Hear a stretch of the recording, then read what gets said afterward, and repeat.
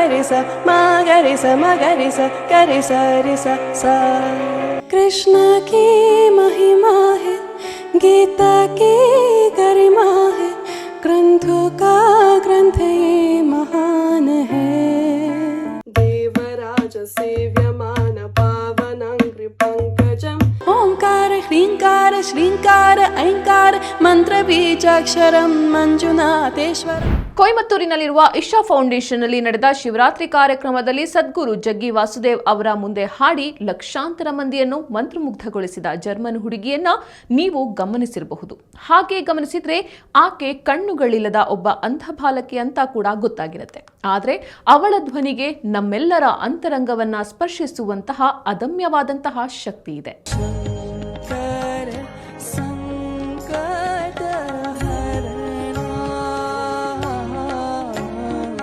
चंद्रचूड शिव शंकर पार्वती राम सिया राम जय जय राम।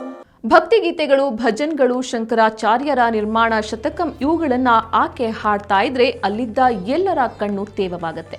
ಎಲ್ಲರ ಭಕ್ತಿಯ ಕಣ್ಣನ್ನ ತೆರೆಸುವಂತಿರುವ ಈ ಕಣ್ಣಿಲ್ಲದ ಹುಡುಗಿ ಯಾರು, ಏನಿವಳ ಕಥೆ, ಪ್ರಧಾನಿ ಮೋದಿ ಅವರಿಂದಲೇ ಭಾರತದ ಜರ್ಮನ್ ಮಗಳು ಅಂತ ಈಕೆ ಕರೆಸಿಕೊಂಡಿರೋದ್ರ ಹಿನ್ನೆಲೆ ಏನು, ಈ ಎಲ್ಲವನ್ನ ನೋಡೋಣ ಬನ್ನಿ. ಹರಿ ರಾಮ ರಾಮ ರಾಮ ಹರಿ ಹರಿ, ಹರಿ ಕೃಷ್ಣ ಕೃಷ್ಣ ಕೃಷ್ಣ ಹರಿ ಹರಿ. ಈ ಹುಡುಗಿಯ ಪೂರ್ಣ ಹೆಸರು ಕಸಾಂಡ್ರಾ ಮೇ ಸ್ಟಿಮ್ಮನ್ ಅಂತ. ಜನ ಪ್ರೀತಿಯಿಂದ ಈಕೆಯನ್ನ ಕರೆಯೋದು ಕ್ಯಾಸ್ಮೆ ಅಂತ. ಜರ್ಮನಿ ದೇಶದ ಡ್ಯೂಸ್ಬರ್ಗ್ ಈಕೆಯ ಹುಟ್ಟೂರು. ಗಾಯಕಿ, ಗೀತರಚನೆಕಾರ್ತಿ ಆಗಿರೋ ಈ 22 ವರ್ಷದ ಹುಡುಗಿ ಭಾರತೀಯ ಶಾಸ್ತ್ರೀಯ ಸಂಗೀತ ಗೀತೆಗಳ ಮೂಲಕ ಸೋಷಿಯಲ್ ಮೀಡಿಯಾದಲ್ಲಿ ನಂಬಲಾಗದಷ್ಟು ಜನಪ್ರಿಯಳಾಗಿದ್ದಾಳೆ. ರಮಣ ನಿನಗೆ ನಮೋ ನಮೋ. ಹುಟ್ಟುವಾಗಲೇ ದೃಷ್ಟಿಯನ್ನ ಕಳೆದುಕೊಂಡು ಹುಟ್ಟಿರುವ ಕ್ಯಾಸ್ಮೆ ತನ್ನ ಸಂಗೀತದ ಮೂಲಕವೇ ಕೋಟ್ಯಾಂತರ ಜನರನ್ನ ತಲುಪಿದ್ದಾಳೆ. ಹರ ಹರ ಹರ ಮಹಾದೇವ ಭೋಲೆಯ, ಹರ ಹರ ಹರ ಮಹಾದೇವ.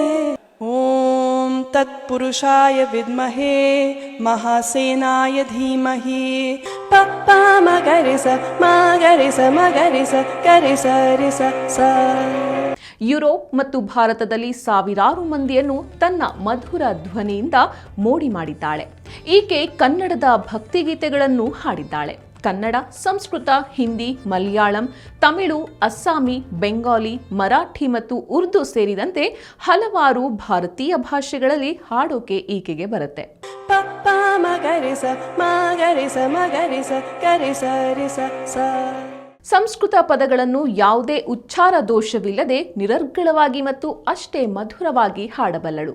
ಶಂಕರಾಚಾರ್ಯರ ಶ್ಲೋಕಗಳನ್ನು ಹಾಡಿದಷ್ಟೇ ಚೆನ್ನಾಗಿ ಶಬರಿಮಲೆ ಸ್ವಾಮಿ ಅಯ್ಯಪ್ಪನ ಕನ್ನಡದ ಹಾಡುಗಳನ್ನು ಹಾಡೋದು ಈಕೆಗೆ ಗೊತ್ತು.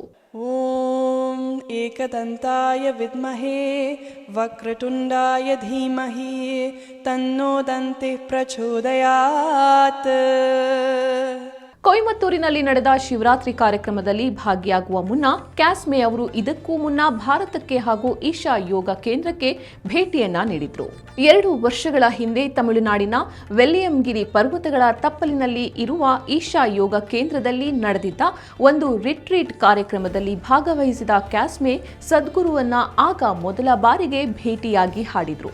ಆಗ ಇವರ ಹಾಡುಗಾರಿಕೆಯಿಂದ ಸಂತೋಷಗೊಂಡಿದ್ದ ಸದ್ಗುರು ತಾವು ಧರಿಸಿದ್ದ ಒಂದು ಹೂವಿನ ಹಾರವನ್ನು ಆಕೆಗೆ ಹಾಕಿ ಗೌರವಿಸಿದ್ರು. ಇದು ತನ್ನ ಜೀವನದ ಮರೆಯಲಾಗದ ಕ್ಷಣ ಅಂತ ಕ್ಯಾಸ್ಮೆ ಇನ್ಸ್ಟಾಗ್ರಾಂನಲ್ಲಿ ಬರೆದುಕೊಂಡಿದ್ರು. ಕ್ಯಾಸ್ಮೆ ಧ್ವನಿ ಹಾಗೂ ಭಕ್ತಿಗೆ ಮನಸೋತಿರುವ ಸದ್ಗುರು ಈ ಬಾರಿ ಶಿವರಾತ್ರಿ ಕಾರ್ಯಕ್ರಮಕ್ಕೆ ಅವರನ್ನ ಆಹ್ವಾನಿಸಿದ್ರು.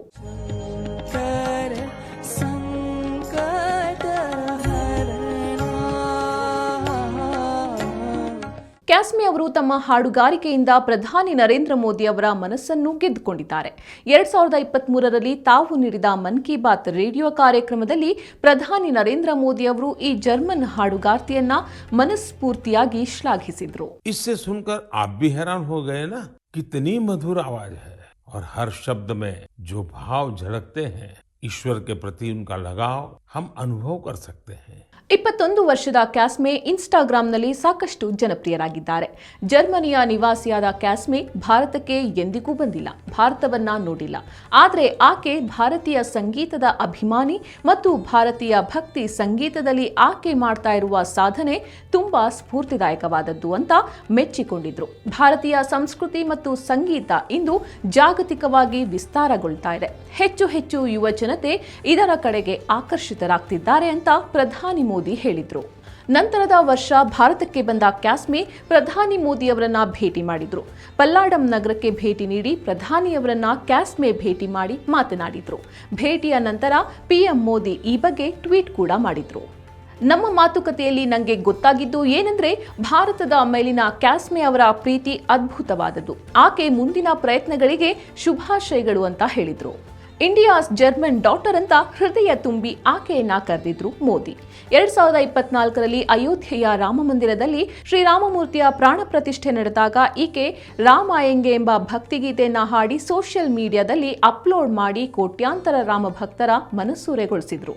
ಕ್ಯಾಸ್ಮೆ ತನ್ನ 3ನೇ ವಯಸ್ಸಿನಲ್ಲೇ ಸಂಗೀತದತ್ತ ಆಕರ್ಷಿತಳಾದ್ಲು. ಖ್ಯಾತ ಪಿಯಾನೋ ವಾದಕ ಫ್ರೆಡರಿಕ್ ಚಾಪಿಯನ್ನ ಸಂಗೀತದಿಂದ ಆಕರ್ಷಿತಳಾದ ಈಕೆ ಪಿಯಾನೋ ಕಲಿಯೋಕೆ ಆರಂಭಿಸಿದ್ಲು. ನಿಧಾನವಾಗಿ ತನ್ನದೇ ಹಾಡುಗಳನ್ನ ರಚಿಸಿ ಹಾಡೋಕೆ ಶುರು ಮಾಡಿದ್ಲು. ರೇಡಿಯೋದಲ್ಲಿ ಮತ್ತು ಟಿವಿ ಶೋಗಳಲ್ಲಿ ಕಾಣಿಸಿಕೊಳ್ಳೋದಕ್ಕೆ ಪ್ರಾರಂಭಿಸಿದ್ಲು. ಹರ ಹರ ಹರ ಮಹಾದೇವ ಭೋಲೆಯ ಹರ ಹರ ಹರ ಮಹಾದೇವ. ಕೊನೆಗೆ ಅಂತಾರಾಷ್ಟ್ರೀಯ ಕಲಾವಿದರೊಂದಿಗೆ ಕೆಲಸ ಮಾಡಿದ್ಲು. 2016ರಿಂದ ಈಕೆ ಯುವ ಸಂಗೀತ ಸಂಯೋಜಕರಿಗೆ ಡೈನ್ ಸಾಂಗ್ ಎಂಬ ಟಿವಿ ಶೋ ನಡೆಸಿಕೊಡ್ತಿದ್ದಾಳೆ. ಜರ್ಮನಿಯ ಪಾರ್ಲಿಮೆಂಟ್ ಸೇರಿದಂತೆ ಪ್ರತಿಷ್ಠಿತ ಸ್ಥಳಗಳಲ್ಲಿ ಮಾಜಿ ಚಾನ್ಸಲರ್ ಎಂಜೆಲಾ ಮಾರ್ಕೆಲ್ ಅವರ ಮುಂದೆ ತನ್ನ ಎಲ್ಲಾ ಪ್ರದರ್ಶನವನ್ನ ನೀಡಿದ್ದಾಳೆ. ಸಂಗೀತಕ್ಕೆ ಸಂಬಂಧಿಸಿದ ಅನೇಕ ಪ್ರಶಸ್ತಿಗಳನ್ನು ಈಕೆ ಗೆದ್ದಿದ್ದಾಳೆ.